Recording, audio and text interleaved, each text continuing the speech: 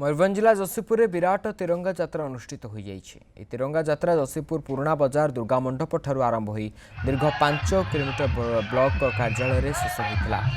यात्रा 5000 रु ऊर्ध्व जनसमागम होता बेले जंगल परिवेश और जलवायु परिवर्तन मंत्री गणेश राम सिंह खुंटिया लोकों सहित सामिल हो पदयात्रा करते। तिरंगा यात्रा विभिन्न विभाग कर्मचारी छात्र छात्री और जनसाधारण सामिल होता देखा मिलता।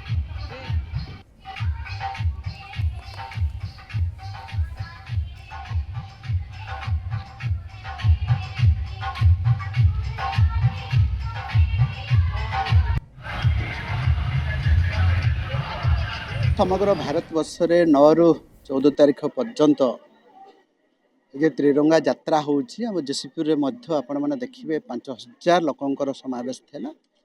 निश्चित भाव में इतिहास मन रखिब एत संख्यक आज युवपीढ़ी विभिन्न प्रकार सरकारी अनुष्ठान विभिन्न प्रकार छात्र समाज एवं जनप्रतिनिधि माने सामिल होकर जाति धर्म निर्विशेष एत संख्यक मो हिसाब से 5 किलोमीटर अधिका लंबा यात्रा है।